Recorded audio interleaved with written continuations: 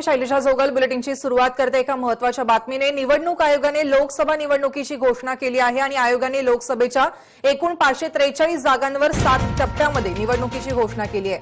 11, 18, 23, 29 April आणि 6, 12 आणि 19 मे रोजी या निवडणुका होणार आहेत। सर्व टप्प्यातील मतमोजणी ही 23 मे रोजी होईल। 22 राज्य आणि केंद्रशासित प्रदेशात एकाच टप्प्यात मतदान होणार आहे। केंद्रीय मुख्य निवडणूक आयुक्त सुनील अरोरा यांनी या संदर्भात घोषणा केली आहे। देशात आजपासून आचारसंहिता लागू झाल्याचं देखील त्यांनी सांगितलंय। पहिल्या टप्प्यात 20 राज्यांमधील 91 जागांवरती मतदान होईल। दुसऱ्या टप्प्यात 13 राज्यातील 97 जागांसाठी मतदान होईल। तिसऱ्या टप्प्यात 14 राज्यातील 115 जागांसाठी मतदान होईल, तर चौथ्या टप्प्यात 9 राज्यातील 7 जागा, 5व्या टप्प्यात 7 राज्यातील 51 जागा, 6व्या टप्प्यात 7 राज्यातील 59 जागा आणि 7व्या आणि अखेरच्या टप्प्यात 8 राज्यातील 59 जागांसाठी मतदान होईल।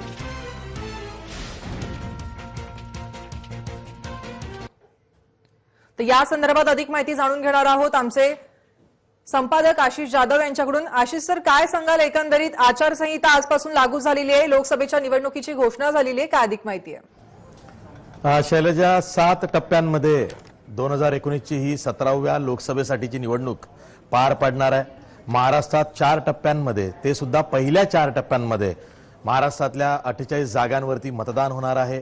11 एप्रिल पासून निवडणुकीचं मतदान खरं तर सुरू होणार आहे। पहिला टप्पा हा 11 एप्रिलला आहे। महाराष्ट्रासह अनेक राज्यांच्या मतदारसंघांमध्ये या पहिल्या टप्प्यातच मतदान होणार आहे। त्यानंतर दुसरा टप्पा आहे 18 एप्रिलला, तिथं सुद्धा महाराष्ट्रात मतदान होणार आहे। तिसरा टप्पा आहे 23 एप्रिलला, त्या टप्प्यात सुद्धा महाराष्ट्रात मतदान होणार आहे। आणि चौथा टप्पा जो आहे 29 एप्रिलला, त्या दिवशी सुद्धा महाराष्ट्रात मतदान होणार आहे। आणि पुढचे जे 3 टप्पे आहेत ते देशभरातल्या अनेक राज्यांमध्ये तिथं मतदान होणार आहे। आणि शेवटी 23 मेला मतमोजणी अर्थात निकालाचा दिवस असणार आहे। आपल्याला माहिती आहे की 2014 ची जी निवडणूक होती ती 9 टप्प्यांमध्ये झाली होती। यंदाची जी निवडणूक आहे ती 7 टप्प्यांमध्ये होते। 2014 ला 26 मे 2014 हा दिवस मतमोजणीचा निकालाचा होता। यंदा 3 दिवस आधी म्हणजे 23 मे हा निकालाचा मतमोजणीचा दिवस आहे। माहिती असावं म्हणजे 16वी जी सध्याची लोकसभा आहे तिची मुदत ही 3 जूनला संपते आहे आणि त्याआधी 17वी जी नवी लोकसभा आहे ती अस्तित्वात आली पाहिजे।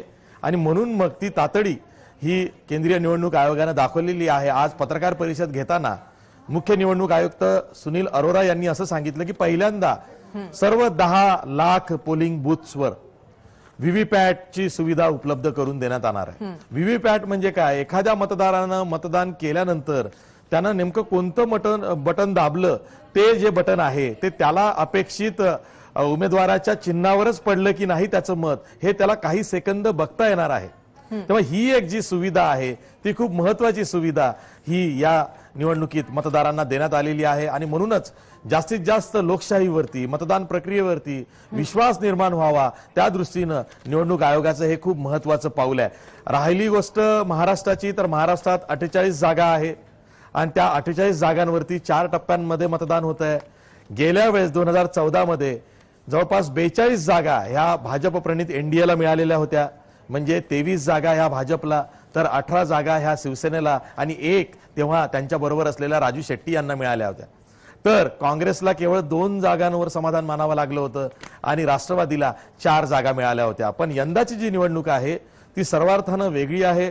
एक गोष्ट अशी लक्षात घेतली पाहिजे, जे जाणकार आहेत त्यांना असं वाटतं की एकदा का भारतासारख्या खंडप्राय लोकशाही प्रधान देशामध्ये, जो सार्वभौम देश आहे, तिथं लोकसभा म्हणजे सार्वत्रिक निवडणूक होते, तेव्हा लोकांना हे विश्वास बसतो की देश सुरक्षित आहे, कुठलाही सीमेवरती तणाव नाहीये, युद्धज्वर जो मध्यंतरी आपल्याला दिसत होता तो आता मावळायला लागणार आहे आणि निवडणुकीचं जे वातावरण, जे निवडणुकीचा ज्वर ज्याला म्हणतो आपण, तो आता निर्माण होणार आहे। त्यामध्ये मतदार राजा जो आहे तो खुल्या मनानं मतदान करेल याची काळजी खुद्द केंद्रीय निवडणूक आयोग सुद्धा घेणार आहे। आणि त्या दृष्टीने आज सुनील अरोरा जे मुख्य निवडणूक आयुक्त आहेत त्यांनी सांगितलेलं आहे की आम्ही सर्व व्यवस्था केलेली आहे, बंदोबस्तापासून ते अगदी पोलिंग बूथ पर्यंत सगळी चोख व्यवस्था असणार आहे। त्यामुळे या लोकशाहीच्या उत्सवामध्ये सर्व मतदार राजांनी धडाडीनं भाग घ्यावा हीच अपेक्षा आज व्यक्त होते। आजचा दिवस हा खूप महत्त्वाचा आहे।